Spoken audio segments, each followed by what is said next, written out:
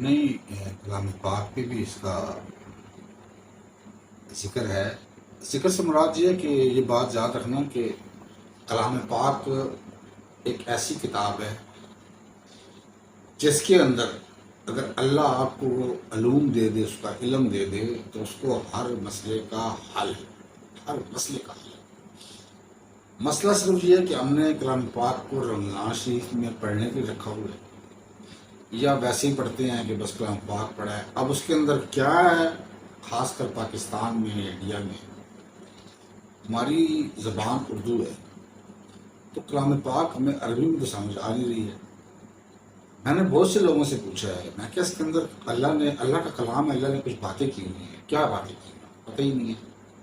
کہتے ہیں بس ثواب کے لیے کر رہے ہیں کہ ثواب اچھی نیت ہے کہ ثواب تو ملتا ہے، لیکن کیا یہ اچھا ہو کہ جہاں آپ ڈبل ایم اے، ٹرپل ایم اے، پتہ نہیں کتنا کچھ پڑھ رہے ہیں، تو اس کو بھی اگر کلام پاک کو بھی اتنی پیاری کتاب ہے، تحفہ ہے اللہ کی طرف سے، نبی پاک صلی اللہ علیہ وسلم کے من جانب ہمیں ایک عطا ہوئی ہے، تو آپ کو چونکہ اردو آتی ہے، عربی تو آتی نہیں ہے، آج کل ترجمے کلام پاک کو ہے نا، آپ اگر ایک صفحہ یا ایک رکوع پڑھ لیں، آپ جہاں تک ڈبل ایم اے کریں گے نا، تو یہ بھی آپ نے 10 دفعہ پڑھ لیا ہوگا، آپ کو کافی حد تک پتہ لگ جائے گا کہ اللہ پاک اپنے بندوں سے کیا کہتا رہا ہے، وہ کیا چاہتا ہے۔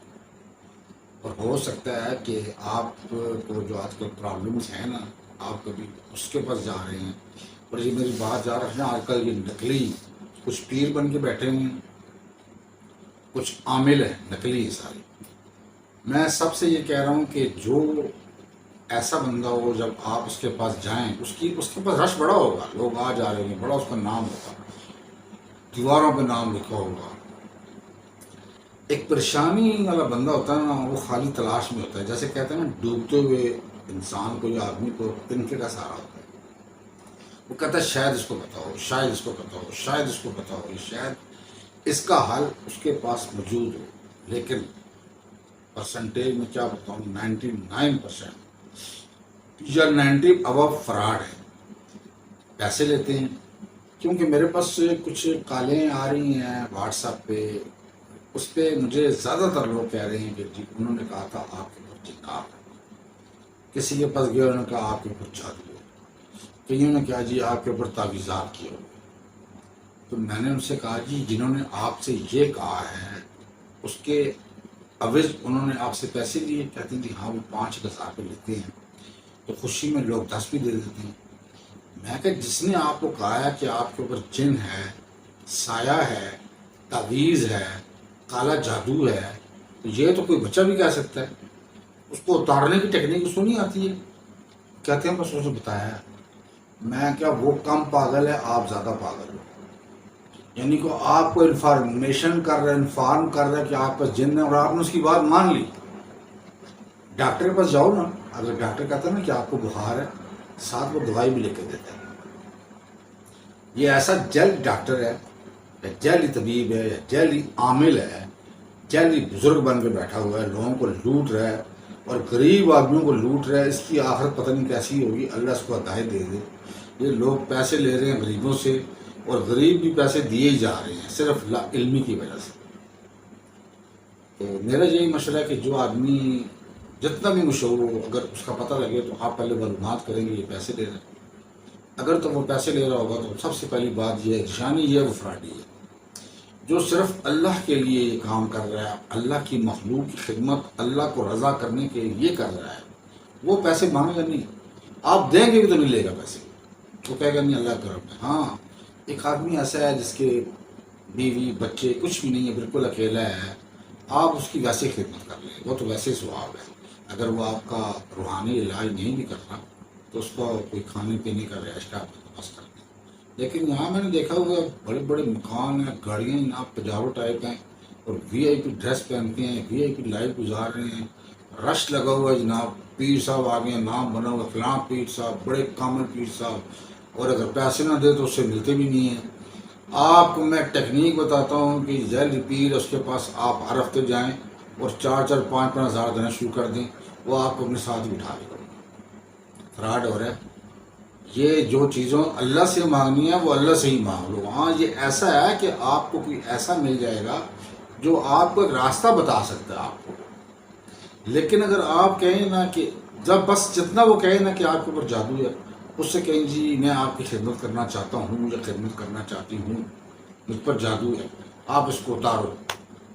اگر جادو اتر گیا تو پھر آپ اگر 5,000 کہہ رہے ہیں میں آپ کو 50,000 دوں گا یا دوں گی، وہ کہے گا مجھے اتنا ہی پتا ہے، کیونکہ وہ جھوٹا جو ہے. اب میرے پاس کافی آج کل واٹس ایپ پہ SMS یا میسج آ رہے ہیں، میرا چینل لوگ جو دیکھتے ہیں آتے بھی ہیں، تو میں وہ نوٹ کر رہا ہوں.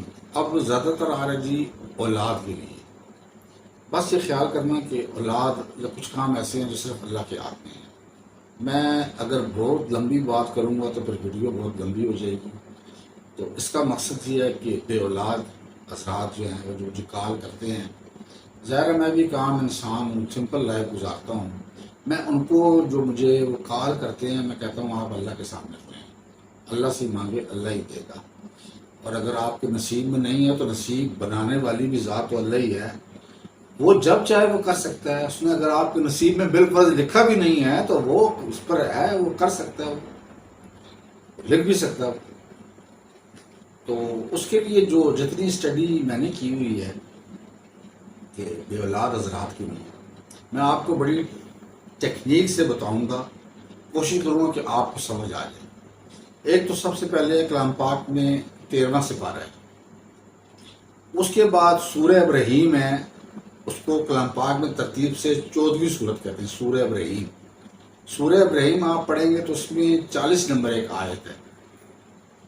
ابراہیم سورہ ابراہیم تو شروع ہو رہی ہے نا، لیکن جب جہاں 40 نمبر آیت ختم ہوتی ہے نا، وہ یہ ہے کئی لوگوں کو وہ آیت زبانی یاد ہوگی، زیادہ تر لوگ نمازوں میں پڑھتے ہیں کہ رب جعلنی مقیم الصلاۃ ومن ذریتی ربنا وتقبل دعا ربنا اغفر لی ولوالدی وللمؤمنین یوم یقوم الحساب. اب اس کا آپ ترجمہ پڑھ لینا کہ اس میں آدمی اللہ تعالیٰ سے اپنی اولاد کے، اپنے والدین کی مغفرت طلب کر رہا ہے. اللہ تعالیٰ اگر کلام پاک میں کہہ رہا ہے کہ یہ آیت رکھی اس نے صورت میں ڈالا ہوا ہے، ایک آدمی کی اولاد ہی نہیں ہے تو وہ پھر کیا اللہ سے اولاد اس کی نہیں ہے. اب یہ راز تھا، یہ ایک راز ہے. آپ تو ثواب کہہ رہے ہیں نا، کلام پاک کے ایک ایک لفظ میں ایک راز ہے، صرف ہم ڈھونڈ نہیں رہے ہیں. اور یہ میری بات یاد رکھیں، جب آپ کے اندر طلب ہوگی نا کہ میں نے کلام پاک کے راز ڈھونڈنے ہیں، اللہ کو پتہ ہے آپ کیا کر رہے ہیں. اب اللہ کس حساب سے آپ کو کلام پاک کی سوجھ بوجھ سمجھ خود عطا کر دے. تو جن لوگوں نے مجھے کافی کالیں کی ہوئی ہیں، یہ ان کے لیے میں ایک تحفہ دے رہا ہوں کہ آپ کلام پاک 13واں سپارہ اور سورہ ابراہیم میں یہی رب جعلنی مقیم الصلاۃ پہ اب یہ آپ نے پڑھنی کتنی بار ہے. یہ سپارہ جو 13واں ہے نا، یہ ترتیب میں 13واں آتا ہے اور سورہ 14واں آتی ہے، بڑی ترتیب سے، یعنی کہ ایک 3 آ رہا ہے، ایک میں 4 آ رہا ہے، پھر ایک میں 4 آ رہا ہے. آپ اس کو کم سے کم رب جعلنی مقیم الصلاۃ، اس کو آپ نے کم از کم، بہت کم کر سکتے ہیں تو 33 بار آپ نے دن میں کسی بھی ٹائم پڑھ لیں. آپ تسبیح میں 33 دانے تو ہوتے ہی ہیں، اول آخر دروشی پڑھ لیں اور 33 دفعہ اس کو پڑھیں، اول آخر دروشی پڑھ کے، اور کسی پانی میں آپ دم کر لیں، خود بھی پئیں، اور اگر وہ آدمی ہے تو اپنی بیوی کو پلائے، اگر بیوی پڑتی ہے، عورت پڑتی ہے، اپنے خاوند کو پلائے، اور اللہ سے دعا کرے کہ یا اللہ مجھے نیک اور صالح اولاد عطا فرما. خالی یہ نہیں تو اولاد عطا فرما، نیک اور صالح اولاد عطا فرما. اس کے بعد انتہائی خاصیت ہو گیا اس کا یہ علاج قرآن سے. اب میں آپ کو تھوڑا سا روحانیت کو لے کے آتا ہوں. ایک انسان جب نماز پڑھتا ہے، مسلمان، ظاہر ہے تھوڑے کم پڑھتے ہیں لیکن پڑھتے تو ہیں نا. زیادہ تر نماز جب سجدے میں جاتے ہیں تو خالی 3 دفعہ کہتے ہیں سبحان ربی الاعلیٰ، سبحان ربی الاعلیٰ، یہ 3 دفعہ پڑھتے ہیں. حالانکہ کلام پاک میں سب سے اچھا مقام ہے جب وہ انسان اللہ کے سامنے سجدہ ریز ہوتا ہے، مستم اللہ کے بڑے قریب ہوتا ہے. لیکن آج کل میں نے دیکھا ہے لوگ نماز پڑھتے ہیں، آپ نے فیل کیا ہوگا، یعنی کہ 3 منٹ میں 4 فرض پڑھ لیتے ہیں. سجدے میں گئے، سر ابھی ٹکا نہیں، ایک دم بیٹھے، پھر سجدہ کیا، جیسے ایکسرسائز کر رہے ہیں. سجدہ پیار سے کیا کریں. جس کو اولاد کا مسئلہ ہے وہ فرض نماز میں بھی سجدہ پراپر کرے، سبحان ربی اللہ کم از کم تو 5 دفعہ پڑھ لے، یا 3 دفعہ پڑھتا ہے تو آرام سے پڑھے، ترتیب سے، ایسا ہو کچھ سیکنڈ تو رک جائے، یہ تو 1 سیکنڈ میں نہیں رکتے ہیں سجدے میں۔ دوسرا، میرے بہن بھائیوں اور جتنے لوگوں نے سوالات مجھ سے کیے ہیں،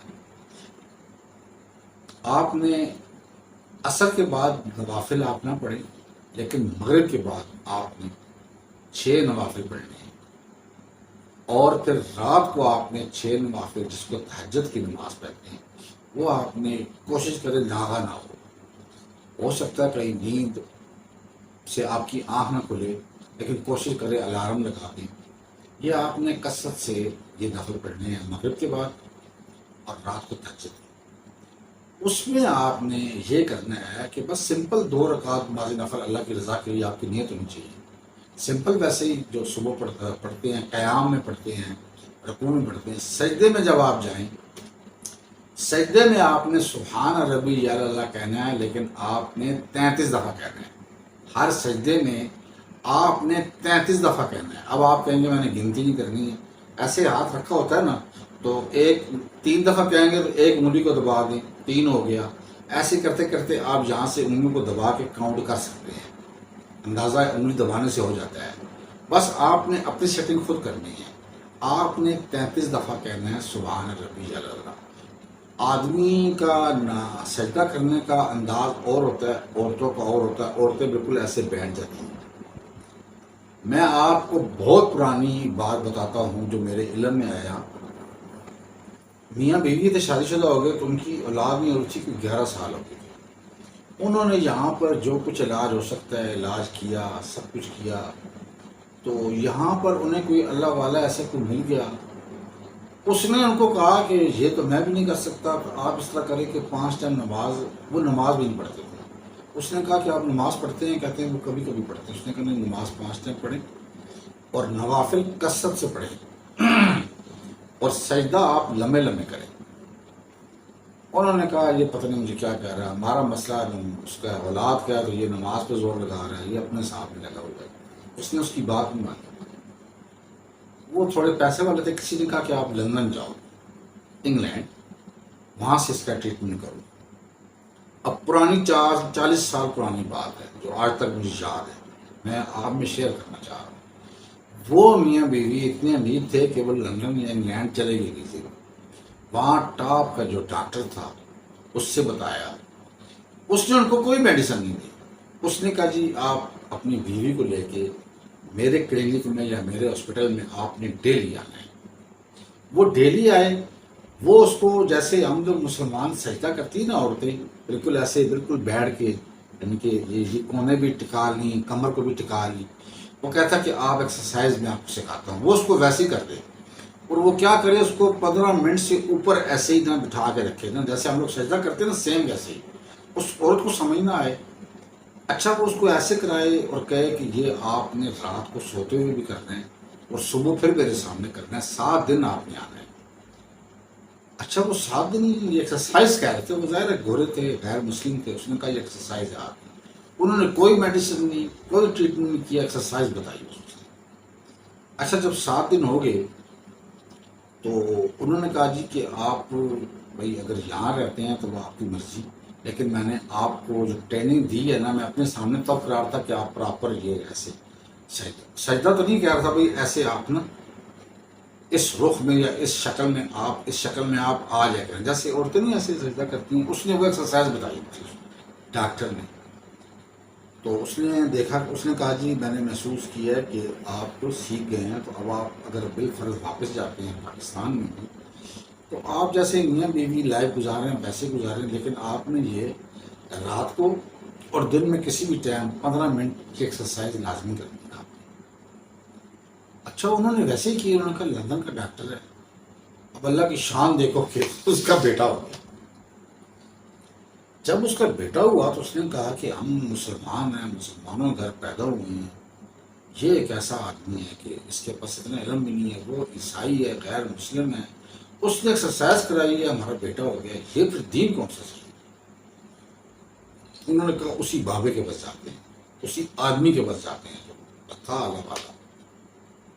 اس نے کہا جی یہ میرا بیٹا ہے جی، آپ کہہ رہے تھے جی کہ اللہ سے دعا کرو دعا کرو، غیر مسلم عیسائی یا غیر مسلم ہے، اس نے ایکسرسائز کرائی ہے، اب بیٹا ہو گیا۔ اس آدمی نے کہا، اس بزرگ نے کہا کیا ایکسرسائز بتائی؟ اس آدمی نے بتایا جی کہ ایسے ایسے۔ اس نے کہا اگر یہ ایکسرسائز بتائی ہے تو میں نے تو آپ سے یہی کہا تھا کہ 5 ٹائم نماز پڑھا کریں اور کثرت سے نفل پڑھا کریں اور لمبے لمبے سجدے کیا کریں۔ تو ان کے درمیان میں تو یہ عبادت یا نماز تو نہیں ہے، ان کے درمیان میں ایکسرسائز ہے۔ میں آپ کو ایکسرسائز تو نہیں کہہ سکتا تھا، میں تو آپ کو ایکسرسائز نہیں نماز کے بارے میں کہہ رہا تھا، نوافل کے بارے میں بتا رہا تھا۔ اگر آپ بی نماز پڑھتی، تہجد پڑھتی اور نوافل آپ مغرب کے بعد بھی پڑھتی تو آپ کا بچہ بچی یہی ہو جاتا جو اتنے لاکھوں کروڑ لگا کے وہاں سے آ رہی ہو غیر دوسروں کے پاس سے۔ اس نے ایکسرسائز کہی ہوئی ہے، ہمارے پاس یہ عبادت تھی، آپ کا بچہ تو ویسے ہی ہوتا۔ اس نے کہا جی وہ کیسے ہوتا ہے؟ اس نے کہا جی میں ڈاکٹر نہیں ہوں لیکن میرے علم میں یہ ہے کہ آپ کی جو بچہ دانی ہے، یہ میرے علم میں ہے، وہ کئی عورتوں کی الٹی ہوتی ہے، پیٹ میں الٹی ہوتی ہے، ان کے بچی بچہ نہیں ہوتے ہیں، اور اگر بچی بچہ رحم میں ہو بھی تو ان کی بچہ دانی اکثر چلنے پھرنے سے الٹی ہو جاتی ہے، جس سے وہ حمل ضائع ہو جاتا ہے۔ دیکھو کتنی زبردست ٹیکنیک بتاتا ہوں، حمل ضائع ہوتا ہے دم گھٹنے سے۔ میں جو آپ سے کہہ رہا تھا کہ آپ نے 5 ٹائم نماز پڑھنی ہے اور آپ نے سجدے میں لمبے لمبے سجدے کرنے ہیں، سبحان ربی جل اللہ کثرت سے پڑھیں اور مغرب کے نوافل 6 تہجد کے پڑھیں اور سجدے لمبے لمبے کرو، اس کا مقصد میرا بھی یہی تھا کہ آپ کا فالٹ یہی ہے، آپ سجدے کریں گے اللہ کا ویسے قرب ملے گا، نمازی بھی ہو جاؤ گے، اور آپ کی بچہ دانی اگر الٹی بھی ہوتی ہے تو وہ ساتھ ساتھ سیدھی رہے گی، آپ کا بچہ ہو جاتا۔ یہ باتیں انہوں نے میاں بیوی کو پھر سمجھ بھی آ گئی، اس نے کہا واقعی ہم نے اتنے لاکھ لگائے ہیں، اب 40 سال پہلے 1 لاکھ بھی لگ جائے تو سمجھو بہت پیسہ تھا۔ تو انہوں نے کہا بابا جی معذرت، ہمیں اس راز کا پتہ نہیں تھا، کاش ہم آپ کی بات مان لیں، اب ہمارا بچہ تو ہو گیا ہے، لیکن اتنے فائدے اگر نماز کے دنیاوی ہیں تو روحانی تو بہت ہوں گے۔ اس نے کہا آپ کو پتہ ہی نہیں ہے نماز کے بہت فائدے ہیں۔ تو بہرحال اتنا ہی بس مقصد ہے کہ پھر وہ لوگ میاں بیوی باقاعدہ نمازی ہو گئے، اور ایک نہیں ان کے 3 بچے اور بھی ہوئے تھے۔ یہ کسی جگہ پر بڑی پکی یہ رپورٹ ہے جو میں خود سن رہا تھا، سارا واقعہ بتانے والا وہ تھا جو ان فیملیز کو جانتا تھا۔ تو دیکھیں آج میرے ذہن پہ ہے یہ بات، میں نے سیم آپ کو تب بتایا ہے کہ جو بے اولاد لوگ ہیں جو کہتے ہیں یہ، میں آپ کو یہی تبھی کہہ رہا ہوں کہ کلام پاک میں آپ نے سپارہ نمبر 13 سورہ ابراہیم ہے رب جلنی آپ پڑھتے جائیں، اس کے علاوہ لمبے لمبے سجدے کرو، تو تہجد کے ٹائم بھی پڑھو، تہجد کہتے صبح اٹھنا، اور مغرب کی نماز کے بعد 6 نفل پڑھے۔ عورت کو چاہیے کہ وہ جو سجدہ کرتی، عورت کا سجدہ مرد کا سجدہ ذرا مختلف ہوتا ہے، شیپ مختلف ہوتی ہے، بس سجدہ تو وہ کر رہی ہوگی، نماز تو پڑھ رہی ہوگی، لیکن عورت اگر شادی شدہ ہے تو اس کا جو بچہ رہنی ہے وہ ساتھ ساتھ ٹھیک ہوتی جائے گی۔ اللہ سے پھر دعا کریں یا اللہ نیک و صالح اولاد دی، اور میں بھی دعا کرتا ہوں یا اللہ جن لوگوں نے مجھے کاغذ میں کہا ہوا ہے، اے مالک اولاد دینے والا، صحت دینے والا، سب کچھ دینے والا تیرے ہاتھ میں ہے، جن لوگوں نے مجھے کہا ہوا ہے میں بھی دعا کر رہا ہوں یا اللہ تو اپنا خاص کرم کر دے، ان کو نیک اور صالح اولاد عطا فرما۔ رب اجعلنی مقیم الصلاۃ ومن ذریتی ربنا وتقبل دعاء ربنا اغفر لی ولوالدی وللمؤمنین یوم الحساب۔ سبحان ربک رب العزت عما یصفون والسلام علی المرسلین والحمد للہ رب العالمین۔ ٹھیک ہے جی۔